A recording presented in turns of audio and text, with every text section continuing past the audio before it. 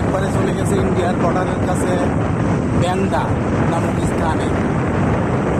রাস্তাটা অনেক সুন্দর, দুই পাশে গাছগুলি সব চুন দিয়ে সাদা করে দিচ্ছে, গোড়া গাছের গোড়াগুলি সব চুন দিয়ে সাদা করা।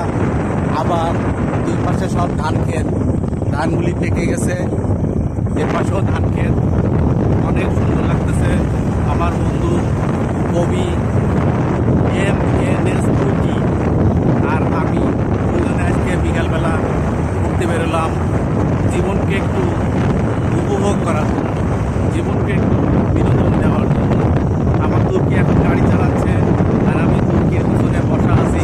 আমার দোস্ত খুব ভালো গাড়ি চালায়। এই যে বিকালবেলা সূর্যটা দেখা যাচ্ছে, কত সুন্দর, কত সুন্দর চারিদিকে পরিবেশ।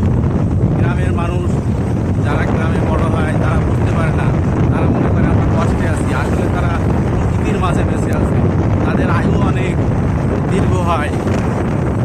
আর শহরে যারা বড় হয় তারা এইসব প্রকৃতি সম্পর্কে জ্ঞান রাখে না এবং তারা বোঝে না যে প্রকৃতি কী জিনিস। তবে আমার দোস্ত বলতেছে গ্রামের মানুষ একটু ক্রিমিনাল বেশি হয়। আমি জানি না ওর কথা কতটুকু সত্য। ক্রিমিনাল এবং ভালো সব মিলায়ে সব জায়গায় আছে। গ্রামেও ক্রিমিনাল ভালো মানুষ আছে, আবার শহরেও ক্রিমিনাল আর ভালো মানুষ আছে। এই আর কি। সকলকে ধন্যবাদ।